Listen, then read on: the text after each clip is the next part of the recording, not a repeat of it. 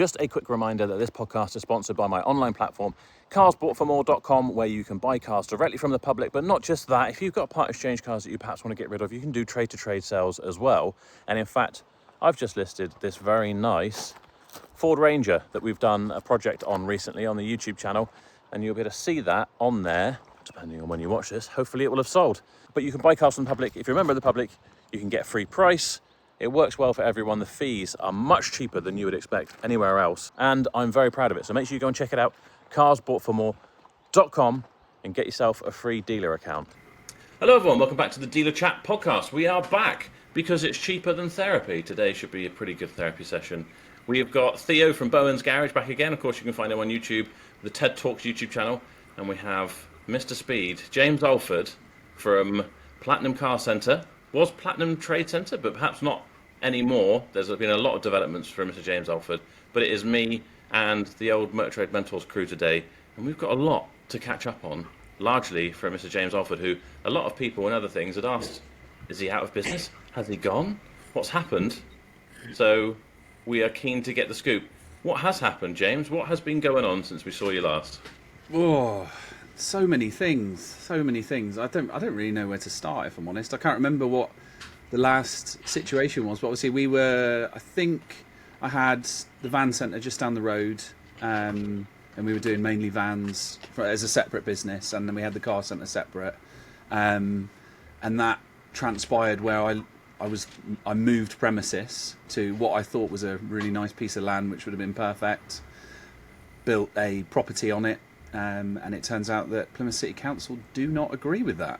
So I've been fighting them tooth and nail ever since, and that's resulted in me deciding to shut down the van side of things and focus just on cars. So we've ended up with a lot of cars and no vans. So we're just shy of 100 cars now, which has actually been a blessing in disguise, but it wasn't my idea. And I think I've spoken about this before recently, but I didn't choose this, but it turns out it's fallen on my lap, and it's been quite a lovely treat sticking to what I know. And sometimes it's nice to have a factory reset, because nobody wants to repair vans. They're impossible to buy, and every single prep bill is thousands plus because they're always battered. So it's I know we moan about cars being difficult to prep, but vans is a whole new level.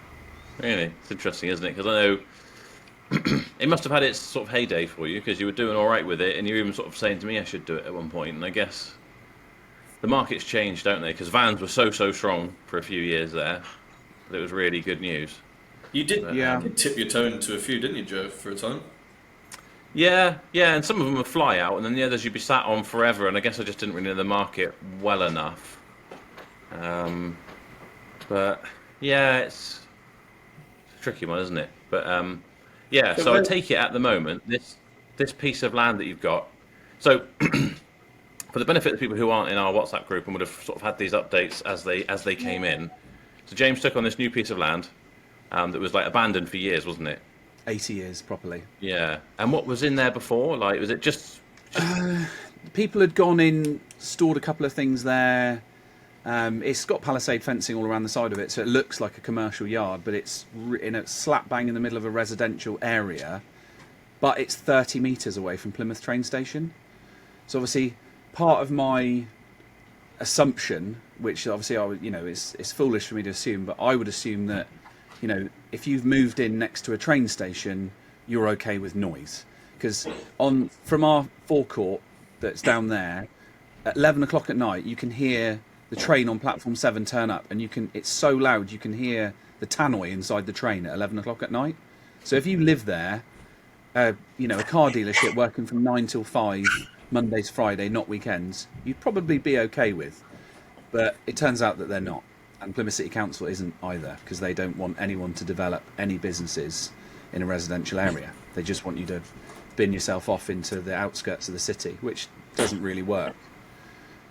So, yeah, that's where we are. So I've been fighting them tooth and nail for quite some time now, and I'm at the point now where I've got a choice to make. I've had my initial planning application declined, which I knew was going to be declined. But I'm at a point now where do I go for the next step and reapply for the planning that I don't really want, So it would be D8 storage. So I'd have to basically operate as a facility with closed door, just as storage. Can't sell vehicles from there. I can't really do anything. It's a proper constrained setup, and just the planning alone is probably going to cost about 25,000. Crazy, So isn't it? I'm going to say that I've white flagged it, and we've semi-agreed a deal to move somewhere else, which is, it's far from done. It's a million miles away from done. But if that doesn't go through, we will find somewhere else that we can sell vehicles from. So I won't be staying there. So I've got about a 4-month window now. What will you do with? Because you own that site, don't you? That. No, I did a lease purchase. So I leased it, and I agreed to buy it within 4 years. But the original lease was that I could sell second-hand vehicles from it, which obviously at the time I was like, well, I'd assume that if I'm doing a lease to sell second-hand vehicles, I'd have the relevant planning, which I didn't. So my lease is a waste of paper, basically. So it just goes back to the landlord, and you just give the keys back, and that's it. Really. Yeah, the chap that owns the land is a really nice bloke, so I think he's pretty understanding, and he's seen how hard I've tried to make it work. But I don't know what Plymouth City Council want. Like, it's not my area. What are they going to do in that bit of land? Because the problem is, I saw, because it's been in the Plymouth Herald. Is it your local paper? Multiple times. I've been he's been hung out to dry by the Plymouth. I've been hung out to dry multiple times by Plymouth Live, and the first article they asked me for an interview, and the woman was pretty understanding, and the article that came out afterwards it wasn't damning or flattering, and all the comments were just give the guy a chance. He's just trying to use up a bit of land that's been derelict forever. What's the problem? And the article in it said there's noises throughout the day, staff talking, and we've heard a Hoover on. And then there's loads of stuff going, it's been carnage at the weekends. I was like, well, we're shut Saturday, Sunday, so what's going on here? And then obviously our argument was you're 30 metres from a train station, you bunch of dickheads. But, whatever, what do we know? And then the second article, the local councillors, because obviously in Plymouth we've got a setup where basically anybody can be a local councillor. So, if you're prepared to go around and knock on people's doors, you get to be a councillor. And the two local independents they're whoppers. I'm sure there's some sort of legality where I can't say that, but they have been dickheads to me. So you don't think someone who wants to be a local councillor is just going to, is a professional Karen?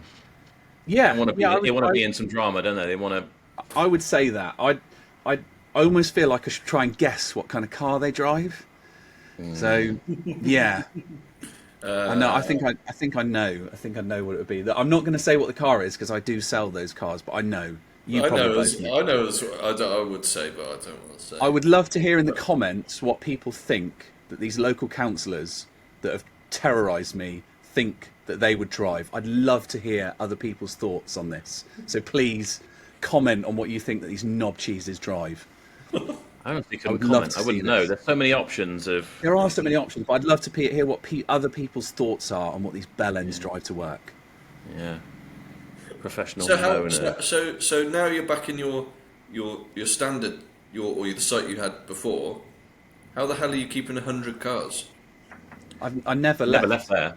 I never left. So I've always had the car centre. The car centre's always been... How have you managed to get 100 cars around you, or near to? Well, I had 35 vans, and I had 65 cars anyway. So I just the vans and replaced them with... Well, you can replace a van with 2 cars for the same place, for the same space. Yeah. So you get a long wheelbase van, you could probably fit 3 cars where a long wheelbase van is. So do you have sorry to interrupt, do you still have cars on this new contested site? Yeah. Currently? Yeah. So that's where you're storing them. So that previous trade site that you had that was like a mile up the road, you're out of there.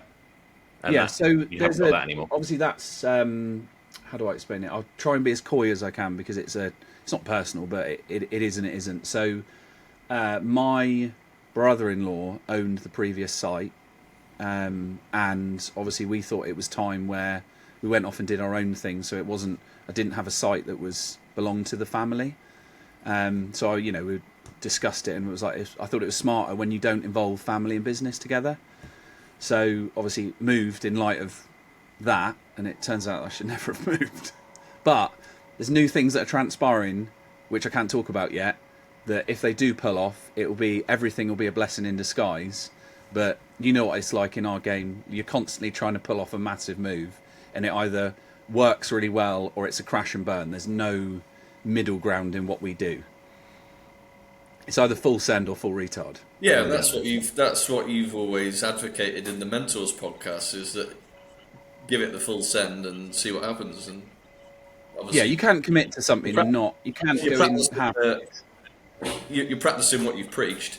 Yeah, at least. I'd be letting everybody down if I didn't go full send. So yeah, I am.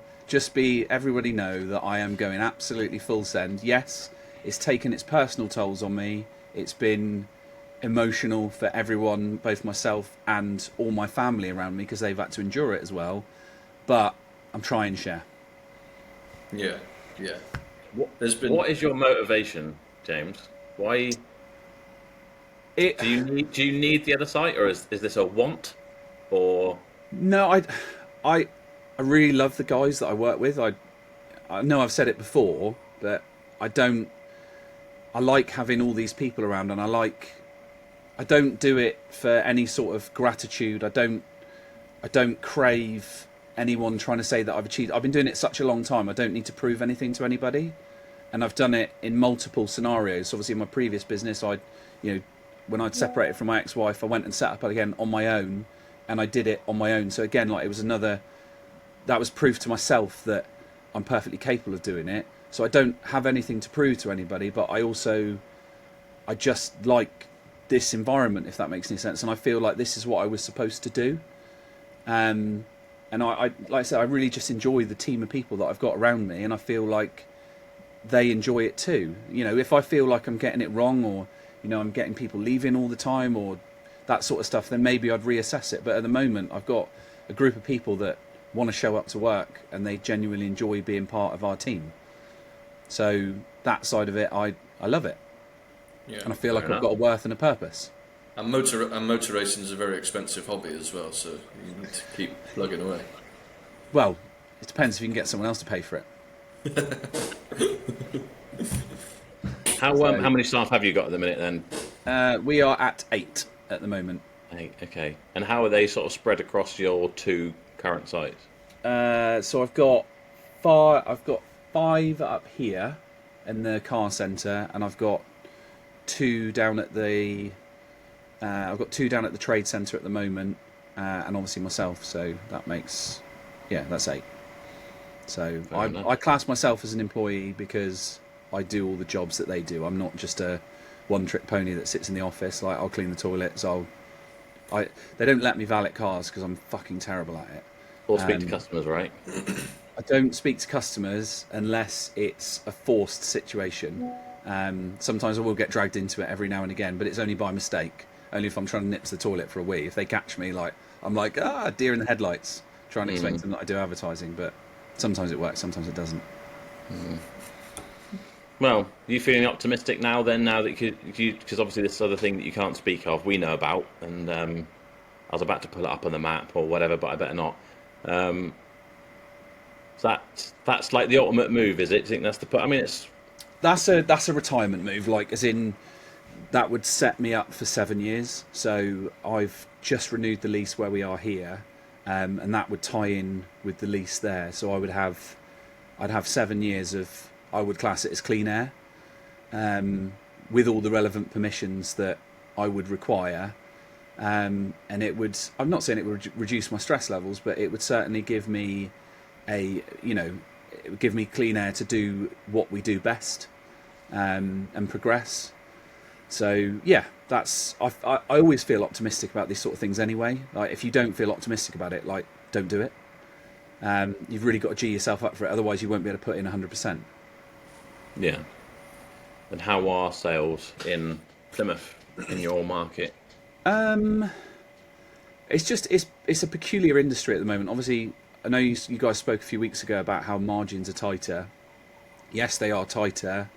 you have to really micromanage all the bills, and I've got another member of staff on now that they sort of run over all the bills to make sure we're not overspending, double checking parts. If we can save 200-300 quid there, we're doing that because we know the margins are so tight. But sales themselves have actually been pretty good. And notoriously, July and August, because it's summer holidays, is terrible. But this year we've had really good numbers in July, August, and September is normally one of the strongest months, and it was just okay. So, but this month again, like we've had, and November is supposed to be a quiet month. We've had a really, really busy start to the month. So there's no sense in whatever's going on at the moment. I'm not doing anything different. I'm not buying anything different. It just seems to be okay at the moment. But like I said, the margins are tighter. Is your mic? Are you hearing him all right, Joe? Like, He does sound a bit funny, yeah. Hang on. that's better. Am I talking too fast? There you go. There you are. That's better. Could have just been your internet for a second there or something. Are you managing to buy stuff all right, James? Because I'm struggling like mad. So if you're trying to, I'm not fussy like you. No, I know. I suppose. Couldn't give a shit. Hoovers up everything at the bottom of the barrel. It's not that. It's more to the point of, we sell, the market that I sell to is very different. I don't, it's a naturally non-affluent area down here, and on average the people's credit files are generically lower down here. We've got a lot of, in Cornwall, we get a lot of Cornish business, which obviously we love, and we do a lot of poor credit finance. We do some nicer stuff, but generically the people that we attract are those sort of people, which we're happy in our little zone, if that makes any sense. And I've been here for a long time. I stay in my lane. Over the years I've dipped my toe in other like genres, and I didn't like it. I didn't feel comfortable doing what we're doing, and I couldn't source the vehicles that I wanted to source. So yeah, I can buy in numbers. Like we'll buy between 10, 20 in a week sometimes. And we've got a setup now. When I had the vans, the setup that I had was pushed, if that makes any sense. So like the cars were suffering whilst we were trying to figure out how to prep the vans. Now I've got rid of the vans, we're back up to strength again. Like we can get cars in and out and prepped in like 4 days. Yeah, that's good. Whereas with the vans involved, we were 9, 10, 11 days, and those 5 or 6 days from a cash flow perspective, that could be £30,000-40,000. Yeah. So bringing everything back up to date again is really handy. So yeah, you don't feel like you're falling down a well every time you have a slight hiccup. Yeah. And you're still, well, I know you're never going to go back to Auto Trader, but you're still finding good results from Facebook and your other... Yeah, we've tickled with TikTok over the last 13 months, I think, but I've done it on a low flow. Ours is faceless, so we don't, obviously Theo does a lovely talk around the car, identifies the colour of the car, the wheels and stuff like that. We just have a little walk around with a bit of music, and it seems to be functioning quite well for us with the cars that we sell. Yeah. So that's been quite handy. Car Gurus has been exceptional for a long period of time now, so I would class that as a proven product. eBay is dropping off, and I'm noticing a decline in it, but I don't think I'm going to get rid of it just because it's consistent, and I think it's enough value for what it is. I think if I got rid of it, I think it's an investment, and it's a smart one, but it's progressively getting worse. I reckon I would need to see another 6 months of decline before I consider getting rid of it. Yeah. Yeah. And Facebook's always consistent because we get the customers that aren't necessarily looking to buy a car. Those are the customers that we get off Facebook. Instagram's picked up a little bit, but again, the location system with Instagram isn't as good as what Facebook is. I know it's the same company, but we pick up a lot more people from further afield from Instagram, which is non-functional for the kind of cars that we sell. Whereas Facebook, I can target within 80 miles. Instagram struggles with that side of it. I end up with a lot of people from Birmingham that want a special price, and we're not prepared to do that. Yeah, interesting. It's interesting because we've just started doing meta ads for the competitions, and I'll go through the analytics, and it seems to be working well. We're on like a real capped. You can only spend like £36 per day at the moment while you build up your reputation with them, I guess. So you're not just some pop-up shop. I noticed that while the ads are running on both Facebook and Instagram, Facebook is outstripping Instagram massively. Yeah, the reach Why? is far superior. It's just it's a simpler platform. Like the comments are easier to do on there. That obviously Instagram can't put any pictures on the comments, so it's less interaction. I know Facebook market is at the moment is targeted to sort of people over 30. Like the younger people tend to use Instagram now. But this stuff's got to change. Like, you know, I think for Instagram to overtake Facebook, there would need to be a massive change, which I don't think they're going to implement anytime soon. And a lot of people from Instagram like the anonymity that you get from Instagram, if that makes any sense. Whereas Facebook's much more personal. That's your face. Whereas people have multiple profiles on Instagram. Unless it's the two people. You know, everyone gets Fire TV Stick Man, sending them a Facebook friend request. I get about 3 or 4 of those a week. Well, the one I've started getting now is, I don't know why I'm being targeted for this, but it's like THC gummies and whatever edibles. It's been listening to your phone. Okay, so your phone's going, oh, I'm so fucking tired. And your phone's going, you need some gummies. That's what you need. Some weed gummies. Yeah. I've got a few of those recently. I don't know why, but that's like the new Fire TV Stick Man. It's your phone. Your phone's listening to you. Probably. But I mean, I haven't said that the last thing I want is bloody THC sending me to bloody anxiety land. But who knows? Sounds fun. Who knows? Sounds fun. I'm in. Huh? Sounds fun. I'm in. Yeah. But sod it. At this point in life, I'm just like, whatever. Give me whatever. Hence the ADHD meds. So how's that going for you, Per? Then, so obviously you sort of fessed up the other week that you've both drugged up. You've addressed some issues that you had. So and you've taken some action. So is it working? Do we feel better? I would like. Well, Theo, do you want to take the reins? Yeah, I mean, firstly, I'd like to say the comments on the last video were excellent. So thank you to everybody who did jump in and send your support and all that sort of nice comments. It was good to see.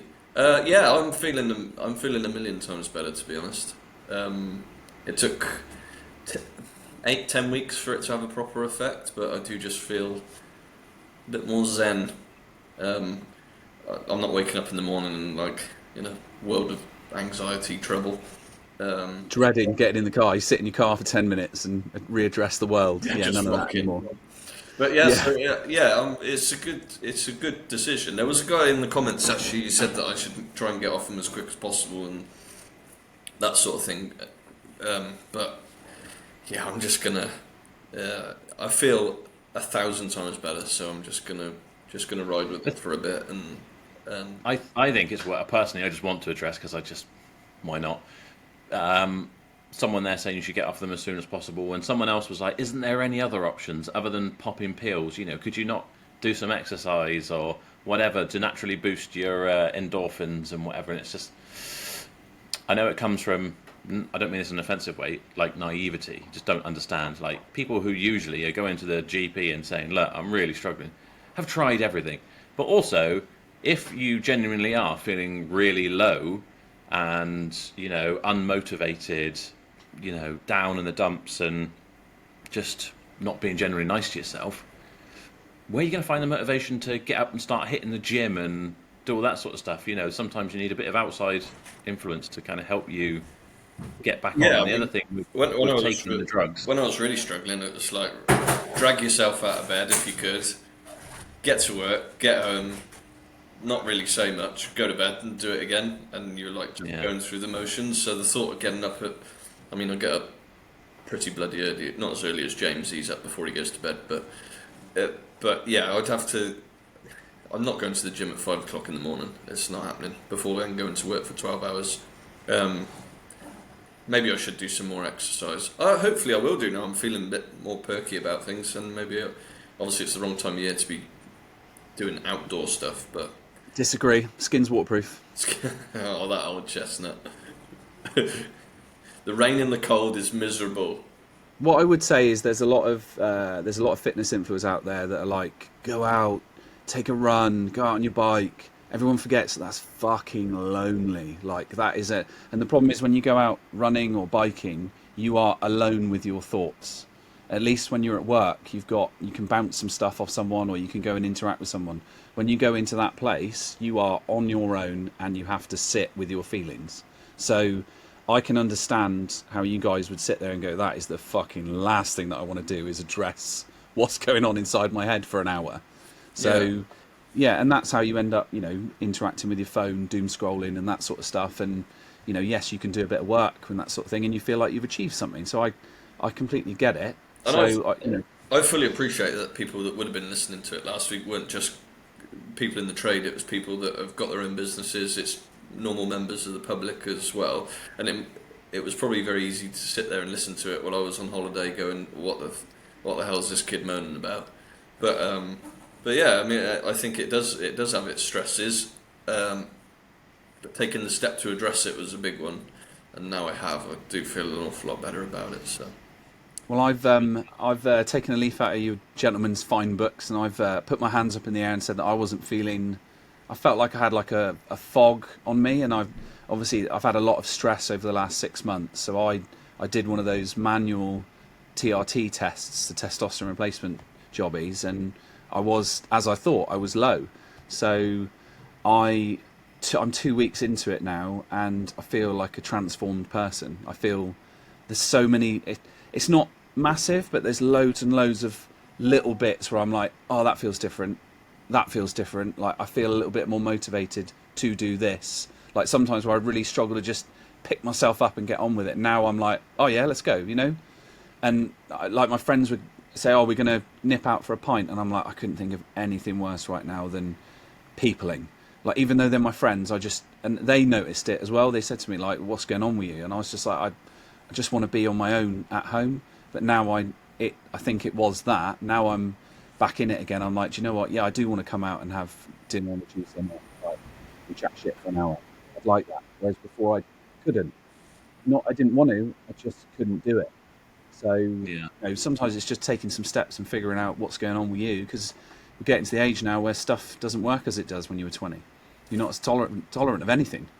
That was what I would found. I was just so intolerant with things. My patience levels were so small, and it's not like it's. I was worried about getting on medication because I was like, is it going to completely change me, who I am? That was probably the biggest fear, but it doesn't. I'm still me. It's just I'm just a bit more. I had to go to the doctors the other day for something else, and normally that would really panic me, and I'd be like proper revved up about it. I was fine, and flying I'm not a great fan of. I was fine. I think I've got a lot more patience than I feel like I had before. Theo in hand. a minute ago with most of these sort of medications, people, even mine, where I'm taking like 30 milligrams of speed every morning when I wake up, and you'd think that would just send you off the rails. But actually, it chills me out, and even everyone around me is commenting like, "Oh, you're really, really calm." It's like, I know, yeah, it's the speed. That's what straight off. That's straight off the late, kitchen worktop in a line. We were late starting the pod because he's done 15 laps of the riding. Well, that's the thing. But the thing is, do you know what's really crazy is even my mum's like, you haven't got ADHD. It's like, I have, and you have as well, Mum, to be honest with you. Now that I know about it, it's a really kind of like hereditary thing, apparently. But anyone else will take caffeine, which I'll drink all day long, and they take speed and they'd be wide awake, whereas I wake up in the morning to take a thing of Elvance, and it'll put me back to sleep. I could just sleep forever because I think it just chills out the mind. So I can wake up and then I'm like, right, physically I am awake and I'm quite clear and I could focus on what's going on. Previously, someone would phone me in the morning and I'd have a conversation with them and I couldn't remember it. And I was awake talking to them, but my brain wasn't really functioning, whereas now that wouldn't be the case. But it actually makes me more tired. I'm probably more tired now.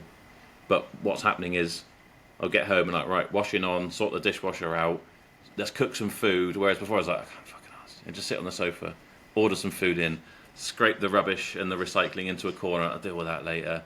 And whereas now, I wouldn't say it's like, it hasn't, this is the thing with these medications, what I'm trying to say, I guess, is that I think people who've never experienced it or have never had any kind of mental health issues, then they imagine it's like you literally are doped up. Like you're off your. It doesn't change you at all. What it's doing is regulating you. So the antidepressants, which I take and Theo takes, it doesn't make you really happy all of a sudden, and everyone's like, oh, why have a false happiness you need to work on? It's not at all. It's just everyone has peaks and troughs naturally.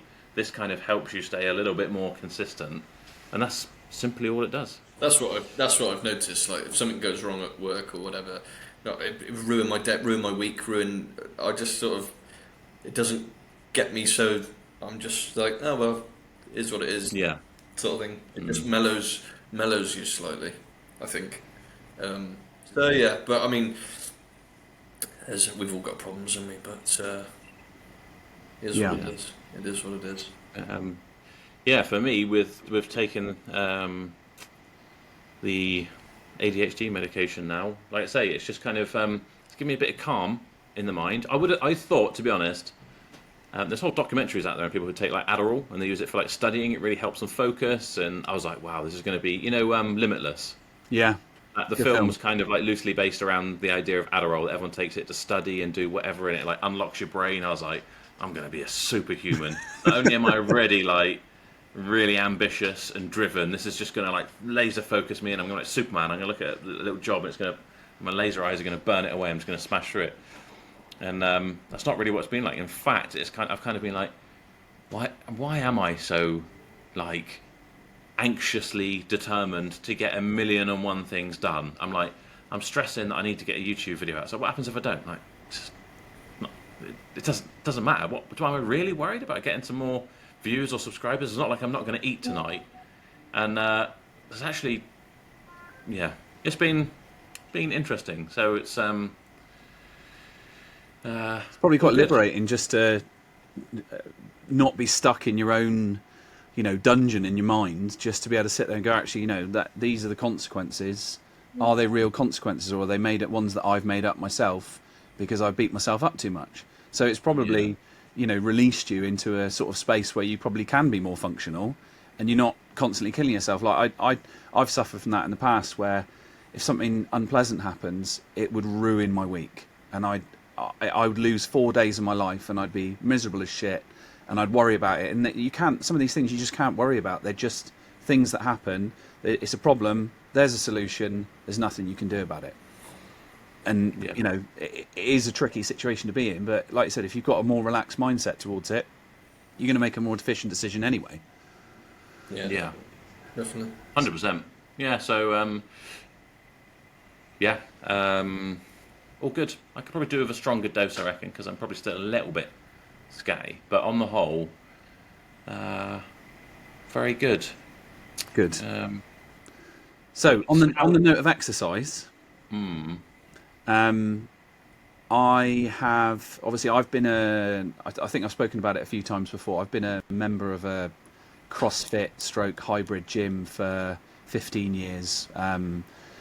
Long story. I had a industrial unit that was next to a gym many moons ago. Just had my first son, and the bloke that owned the gym, they used to do like a 400-meter run around the outside, right past my office. And one day he said, right, come on, Tubbsy, come and have a join in. And that was 15 years ago. And now I physically can't train unless I'm in a group of people. Otherwise, I just don't push myself. I go to our gym shut recently for 2 weeks, which I'll explain about in a minute, where I went to a pure gym, and it was full of people that I know or I've know of that all want to come and have a conversation. My friends' kids were in there. It was just a horrible, unpleasant, non-relaxing situation. So between myself and a few other people, we've managed to reopen my local gym again, and it's back to normality. And I feel like it's basically as close as I'm ever going to get to therapy. I think if I went to therapy, my therapist would resign immediately. That's my real worry. So that's what we do. And Dave Gott, lovely car company, he does something similar. Rory at RS Car Sales, he does something similar. That I physically just can't do it on my own. Whereas when I'm in that environment, I've got an opportunity to compete or just do the best that I can with a load of people around that want me to do better. And you don't pick up your phone, or it's literally like an hour of, you go in there, you're no one's boss. You're not responsible for anything. You've got no kids around you, nothing. It's just exercise, and that's as close as I'm ever going to get to a factory reset. And I come home and I feel like it's reset my day. So that's where at the moment where I'm buzzing to be back in that place again. I can't walk today from yesterday, but it's fine. So I enjoy that feeling. you've all clubbed together, have you? I've taken a bit of a passive approach on it. Obviously, I knew the previous chap that has left because he'd just lost the love for it. I've helped out a couple of the coaches that were there take over, so I've just given them a bit of my knowledge and my help as such, just to get the ball rolling again. And it's it looks like it's going to be a real success. They've gone in, painted, bought some new equipment, freshened everything up, and it looks great. And it's the community is what part of that. Those gyms are. It's a group of people that you meet some strange people. You don't know what half of them do, and then I've chatted to them, and they're like, "Oh, I'm a police officer, I'm a fireman, I'm a solicitor." Like people that you don't expect to see in a place like that, but they go there for an escape as well, because they're nobody. There's no responsibility. They're not in front of a judge. They're not dealing with the general public. They're just no one, and that is a nice escape. So if anyone is considering it, that is a real opportunity to do something if you want to get training again, because they're everywhere. It's just a case sometimes you just got to Google it and find out where these places are. Yeah. I mean, it's interesting, isn't it? Because obviously it's going to be different for everyone, because I prefer to do it on my own, and it takes me I'll go through periods where I'm like super obsessed with the gym, and I've been in pretty decent shape in my life, but normally it lasts about 12 months to 18 months at most, and then it kind of, probably because of ADHD, it kind of drops off and whatever. But I find, you're saying about it can be lonely, but for me it's quite good, because that was, for me personally, because it was doing something, I had a purpose, it's physical, and you don't really have time to think about work or whatever else. So even talking to other people would be a bit much for me. But do you know what I think with you, especially, James? I'm not saying it is, but just while we're on the topic of psychology, you ever heard of body doubling? No. So body You're doubling. Ricky me again. We want more of you, essentially. That's what happened. Yeah. That's what happened with you and Ricky Gervais at birth.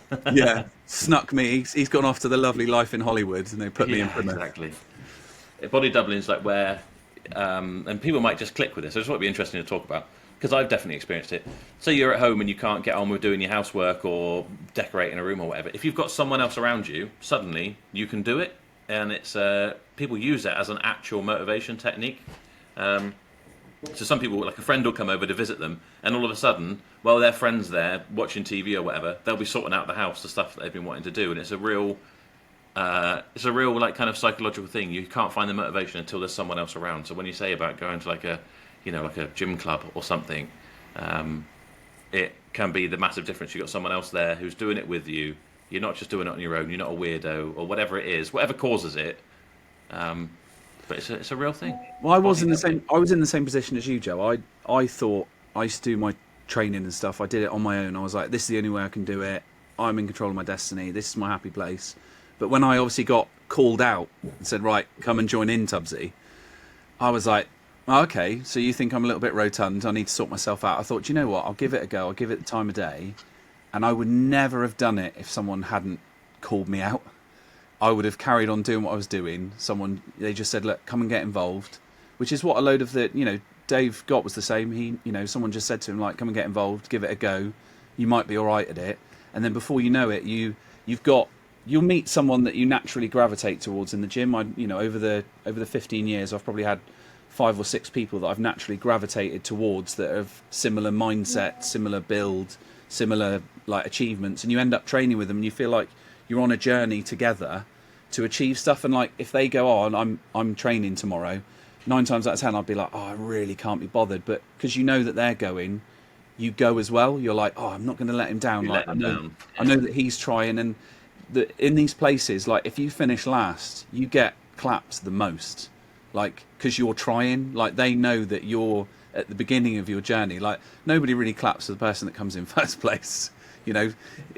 It's a very odd mindset, and I really like it. I use it to escape from reality as such. I'm not sure my wife loves it that much, because I do really enjoy it, and sometimes it's on a point in the evening where I probably should be at home making tea, but I need it as part of my life now, and I didn't realise it was such an integral part. But I've been doing it for 15 years now, and I don't think I could live without it.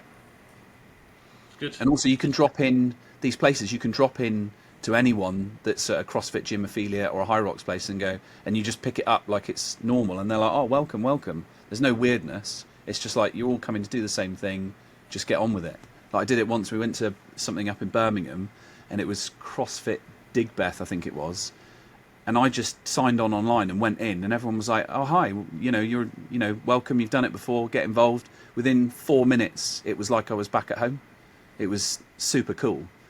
So anyone that is thinking about a little journey on that, the fitness stuff, if you can't get into something else, I would heavily recommend that. Yeah. Do you know what? I've been thinking I want to get back to used to do kickboxing. I want to get back to doing that, and it's the same sort of thing, I guess. You get paired up with someone. But for me, it's quite good because you get to like vent a little bit and kick the pads and whatever. And I quite like doing my old Jean-Claude Van Damme thing. Do a little kick above someone's head. I can see it now. I rip my trousers, fart, and fall over and just like pull it out. Like, you get a clap for that for trying. You get a clap for that for trying. They'll be like, "Go on, son, he's having a go." And you'd probably get buddied up with someone, and you'd probably feel mildly responsible that you'd want to see them twice a week when you go, training. You'd be like, "Oh, I don't want to let him down. I'll be there. I'll be holding his pad for him." So, maybe give it a go. I'm not letting anyone else punch him. I'm going to punch him. Exactly. I'm going to smash his face in. That's my job. Exactly. Well, this has been a lovely therapy session, but we probably should talk about car sales. Oh. Boo. Boo. How were you? Well, you can tell us how it's, making you depressed anyway, Theo, but how is generally, you've touched on that you're struggling to buy cars, but what about the rest of it? It's quiet. Yeah. Full stop. Yeah, it is quiet. Very quiet. Not doing anything differently. Obviously, I was away, so we got pretty low on stock. I think we got down to like 24, 25 cars. So since I've been back, I've bought a dozen probably, and so they're just coming through prep and whatever. But yeah, it's quiet. I don't know.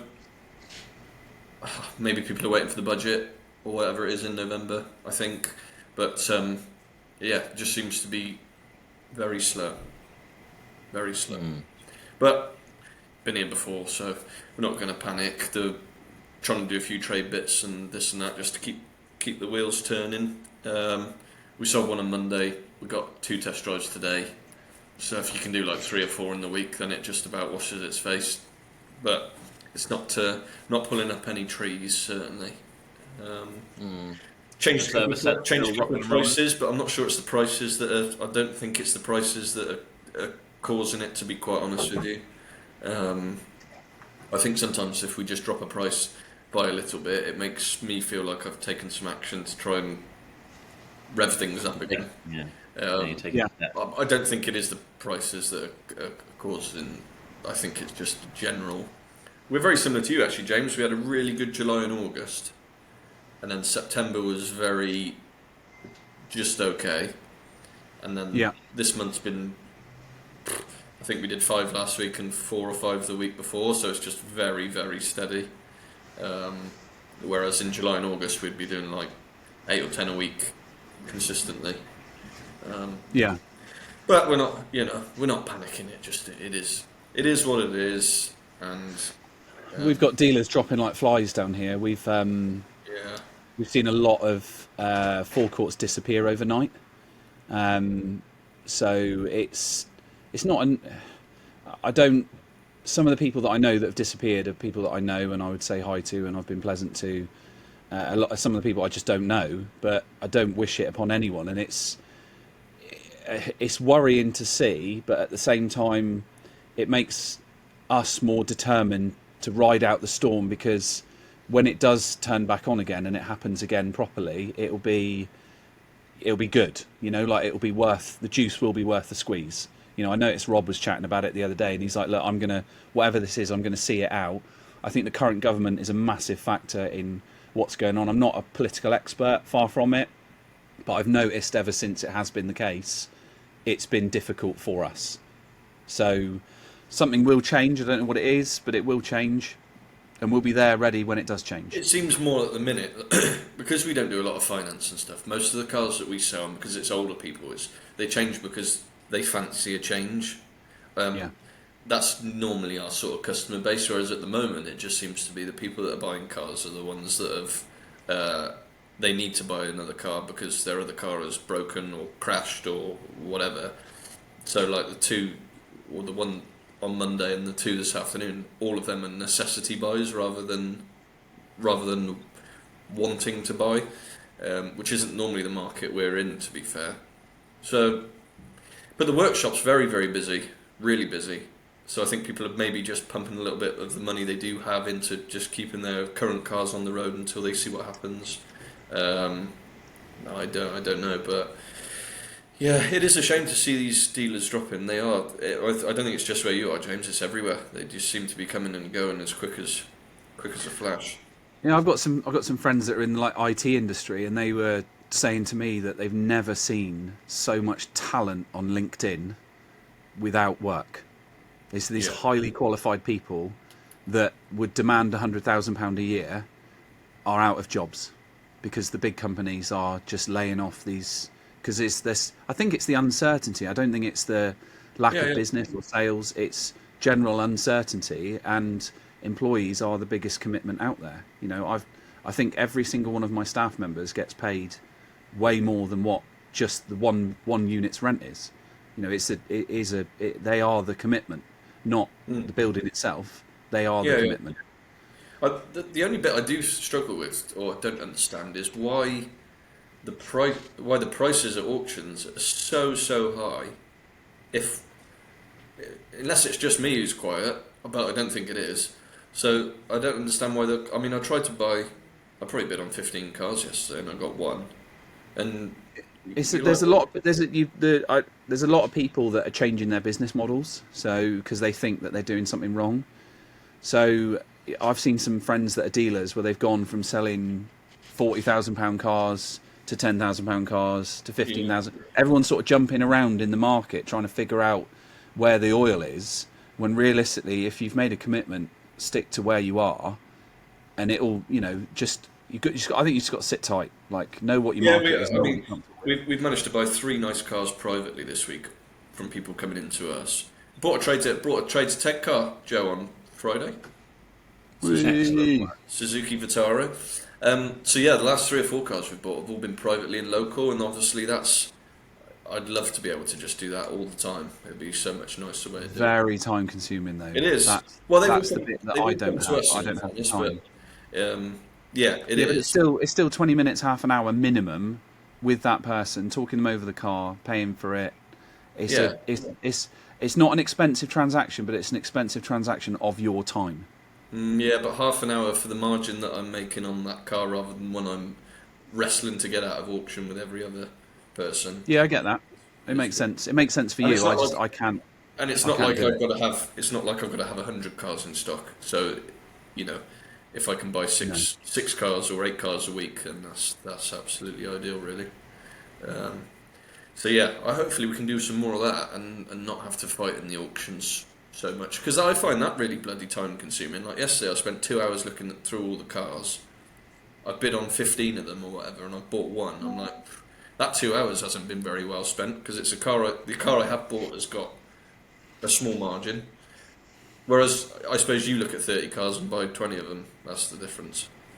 Yeah, that's the difference. Yeah. There's two different models, isn't there? There's volume, just get whatever, sort them out, let's get them gone. There's a market for everything, and then there's I'm being really fussy and taking the most margin I possibly can, making sure that the prep is as minimal as possible, and that's where the likes of carsboughtformore.com comes in, because you can go and check the car out and make sure, and then you can, if you're like, well, do you know what, I want to do the wheels, because I think really if you can negotiate, and then it's like whether you're just going with James's way, and kind of how I used to see it in a sense was just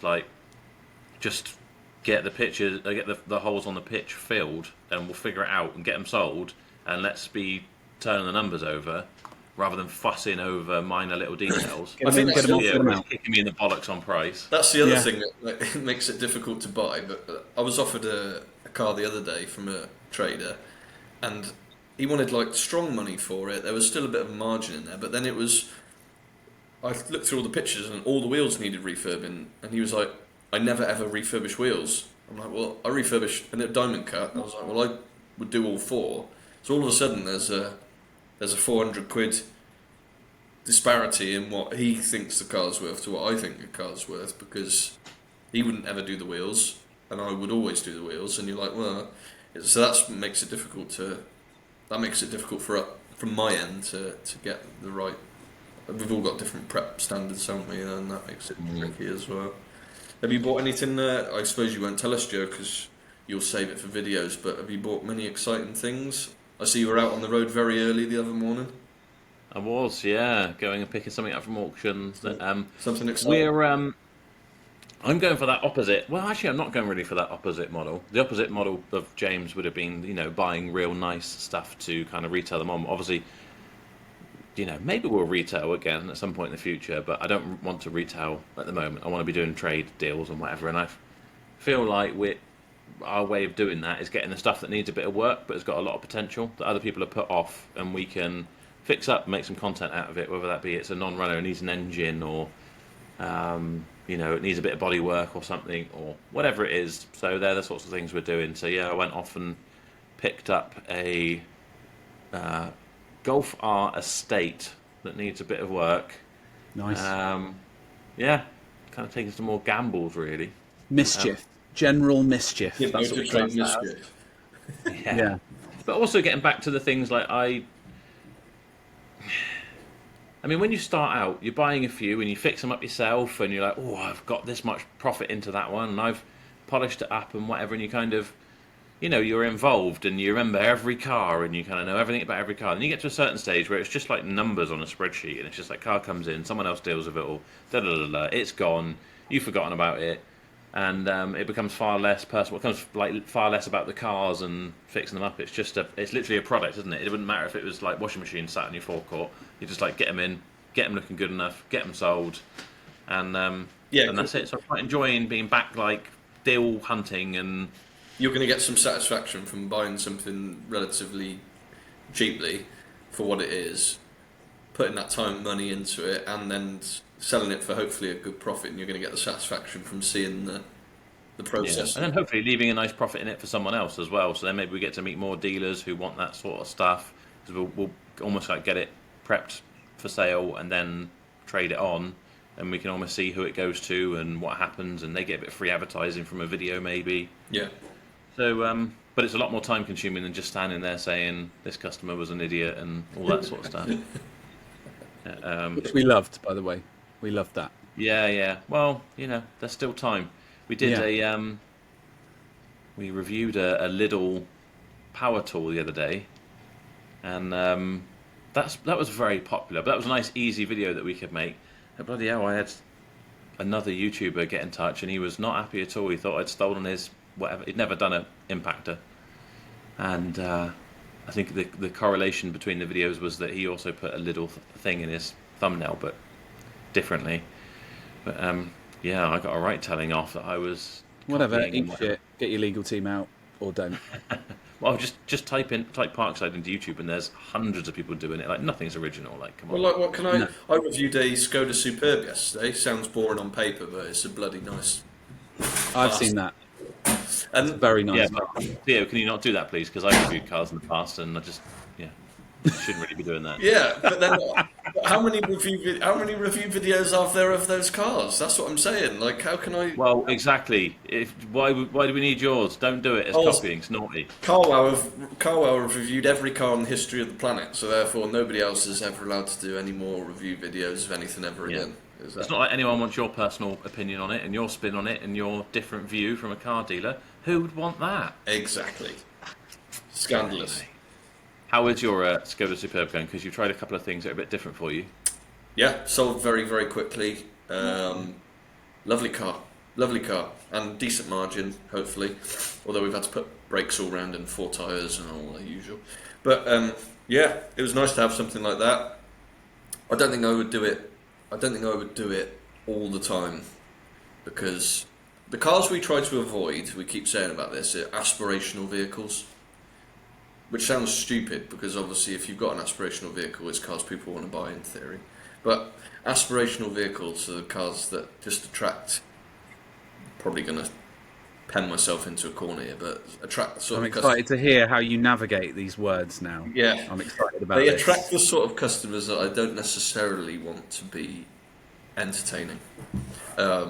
Whereas I like cars that will function. Could they for be local people. councillors from Plymouth?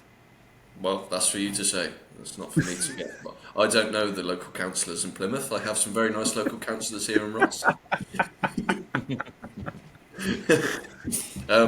Yeah, so cars like that. Maybe the Skoda's not like aspirational because that's like I think that's just an all-round like really nice car. But I wouldn't want to be doing loads of Golf R's Prestige and BMWs, like, yeah, and 140s and stuff like that. It's just not my lane at all. So I know the margins are there, but there's plenty of other garages that can do that sort of thing. So I don't know, just too scared, I guess. We know what we can do. I'm pretty comfortable doing that. Fair enough. I know I got a topic that would be. I generally just want to know because it made me think. Something made me think of you and this the other day, and I'm interested to hear James's opinion on this. I was out on my petrol-powered motorbike just on the weekend with a friend, and we were, we'd nipped up to the front of the lights and were setting off, and it was like a filtering lane, so we're going to get ahead of them, and some absolute cheese dick in his Alpine Renault 5, whatever it is, really wanted to show us his acceleration and nearly killed me because essentially just cut me out of that lane because he wanted to show me that his electric car was as fast as this 600cc bike or whatever we're on. Just a good job I'm on the new medication because otherwise I probably would have killed him. But how are you finding your Alpine, whatever it is? What is it? It's an Alpine A290 GTS. So it's a Renault 5 with some... Are they all blue? No. I just... Is yours blue? Yeah. Everyone I've seen is blue, so yours is pretty... Yeah, blue. Yeah, it's... I mean, go onto my channel and check out the review video that I did on the vehicle, and you'll get a full, well-rounded review on the car. But no, it's fine. It's fine. it's fine. Like, it's for work. It's fine. And it does go... I mean, 0 to 60, or maybe 0 to 40 is bloody quick. It's like instant. Maybe we've become the new BMW drivers. Maybe Alpine drivers are the new BMW wankers that just go and cut everybody up, never indicate, all that sort of thing. But yeah, someone invited me onto some Facebook page called Rare on the Road or something. God knows what. And somebody put an Alpine on there. And it just got absolutely slated, and just all the comments were awful. It hasn't got any cup holders. What? No cup holders. I suppose if you do spill one, the whole car's ruined, isn't it? Because it gets in the electric. That's it. And it's French as well. So yeah, no cup holders, which I thought was mental. Not that I go drinking like Pepsi Max 15,000 cans a day like you do, but that just wouldn't work for me. I always have an open Pepsi Max with me. Do you know, I think they should have sponsored you by now. It's a bit... yeah. You need to keep... They probably know what health risk I am. They probably don't want to. Not good press. Well, no, I know James is going, he's talking about electric cars. Please switch this off immediately. Oh, it's not that. It's just the difference between a grill and a fucking microwave. That's realistically what we're talking about here. Yeah.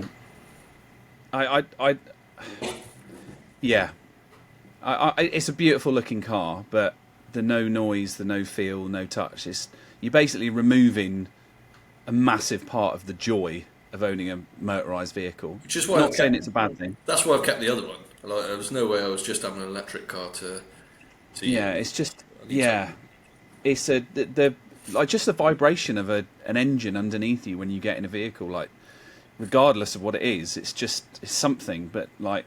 Just the vibration of a 1.6 diesel Volkswagen that's dropped an injector. Mate, even a three-cylinder petrol engine is better than this no noise when you like skirt off and a whoa, whoa, whoa, whoa, whoa, and you're like, oh, fuck off! This fucking electric car is going to run me over.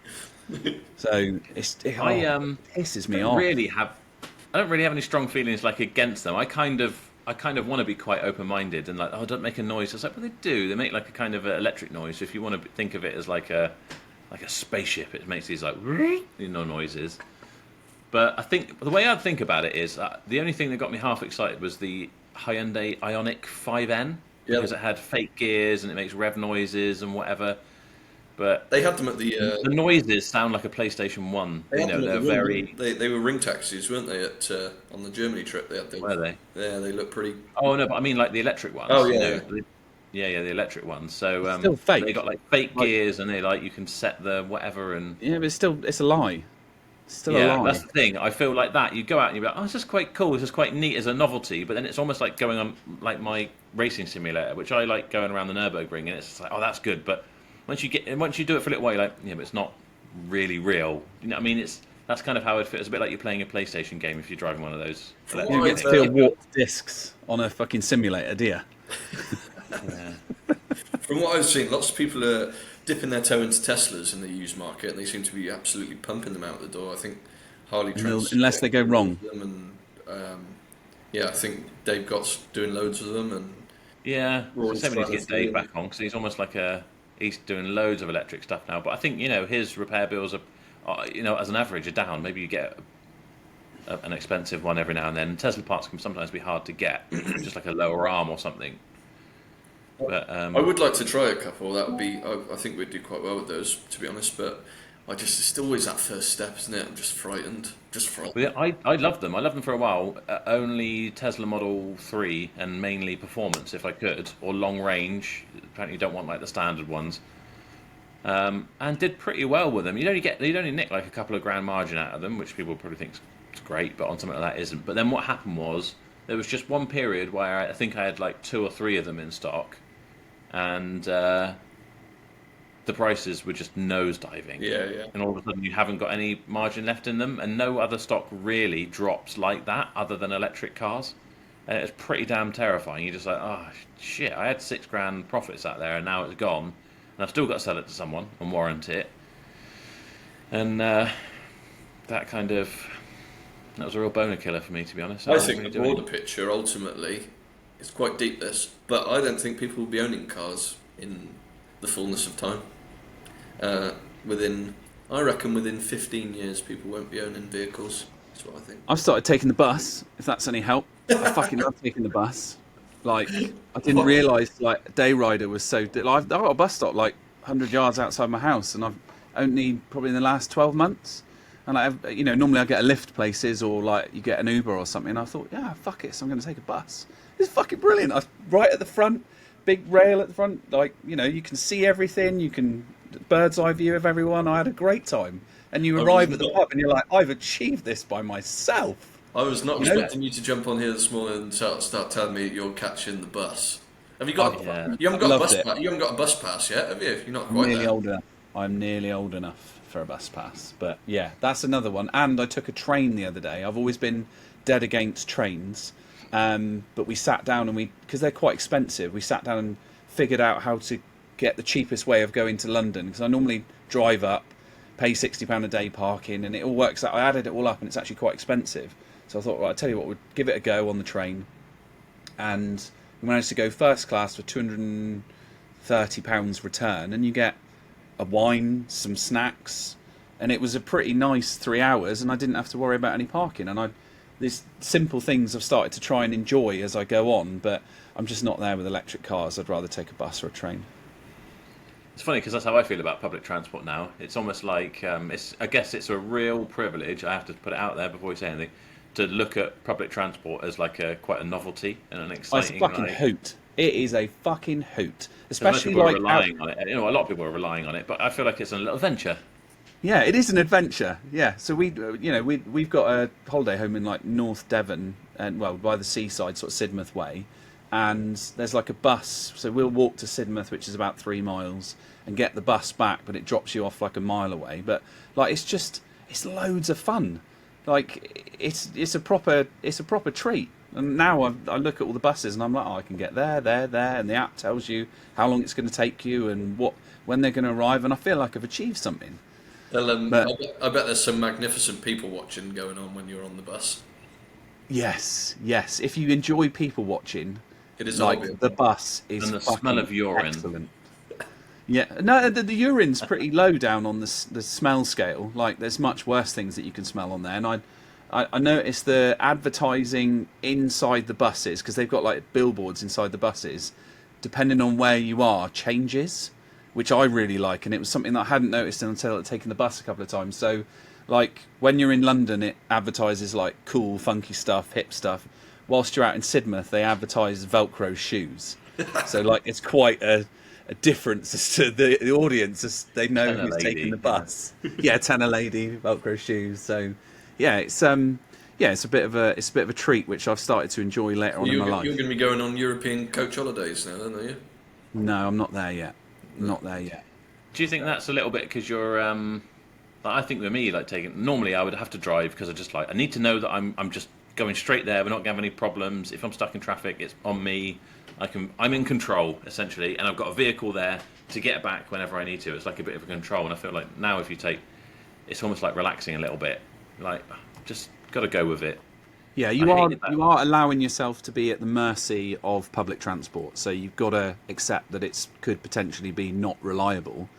So you sort of you budget. I think it's just learning to budget your time a bit better. Like as I've got older, I've thought to myself, do you know what? Like maybe I should leave an hour either side of this for what could or couldn't happen.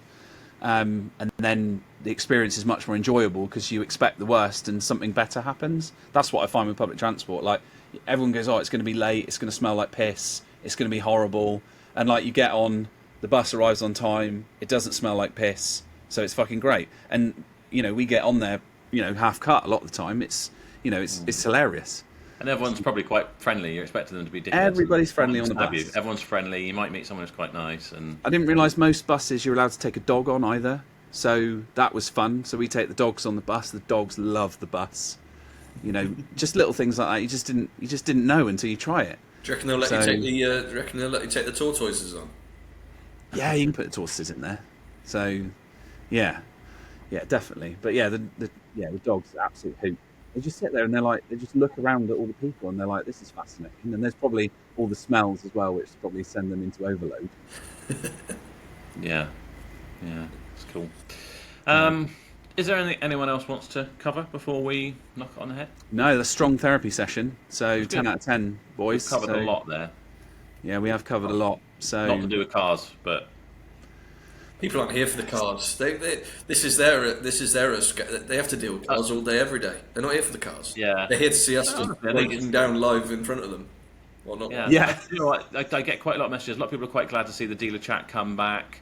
After the last one where we talked about, I said, Theo said that he was taking the antidepressants. I take the beta blockers and stuff. People getting in touch and they're like, do you know what? Thanks for saying that. I'm the same. And I would never have guessed, supposedly, that I was like that. And to be fair, I've had that before. And people wouldn't think that I would take antidepressants for years.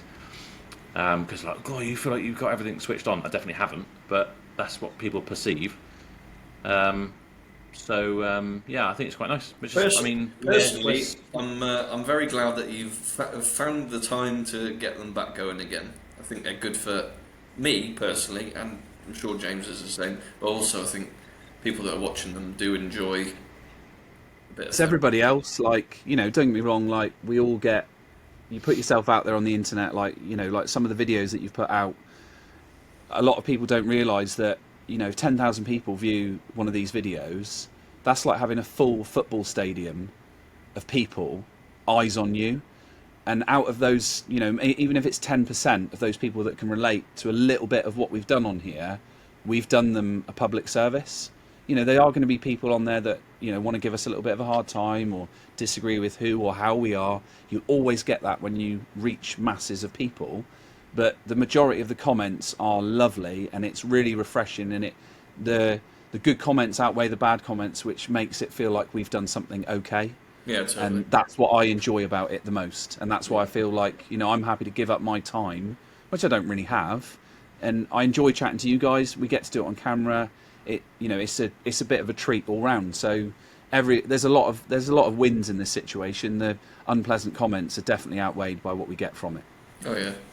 Yeah, definitely. In fact, just one last little anecdote. When I was collecting that Golf R the other day, a guy came up to me at the auctions and said, Joe. And I was like, I don't recognise this guy. But anyway, he came over, introduced himself, and he was saying, oh, it's just after your latest podcast where you talked about people treating you differently once you close down a business. And I sort of said everyone just suddenly seems to treat you like shit, and they don't seem to really want to know much to do with you anymore. He said exactly the same thing, and his was a bit different because I think he actually really was genuinely closing the whole business and kind of like winding down, whereas we just kind of left a location. But either way, all of a sudden it just seems like you are dirt on the bottom of people's shoe, and they just don't want anything to do with you, and somehow they're offended by you, even if they weren't directly linked to you in any way whatsoever. Just seem to have a problem with you, which is really bizarre. But that's one person on a chance encounter at an auction house. So how many other people, with all of the things we talk about? He probably thought it was. He probably thought it was just him. He was like, "Christ, what's going on here?" Yeah, then you've got to think about it like how many other people have felt that way but didn't have the courage to come up to you and tell you. He's probably 1 in 50 of people that have actually got the courage to walk up to you. But bearing in mind that you don't know him, so it would have been not an uncomfortable encounter, but it would have been difficult, especially to explain that he's shutting down his business, which is also difficult for someone to overcome and speak to somebody about it. So that means that you've reached a lot of people there, definitely. Like that's magnificent. So kudos to you, fine sir. Well, kudos to you both as well, and sharing everything about that. And we wait to see James Alford looking like Arnold Schwarzenegger after starting his TRT therapy. That's one can dream, eh? So I'm interested to see what like these two basketballs under his top He's neckline and shoulders. He's going to be going from Ricky Gervais to Arnie. He's going to come on and change his accent so he speaks like it all the time. His neck's going to disappear into a massive set of traps. I've got a neck like a rhino anyway, but yeah, that would be a difficult situation. But yeah, we'll see. I'll wait to see. Anyway, thanks so much for joining us. That is it for this episode. We will be back in 2 weeks' time. We will see you then. Goodbye.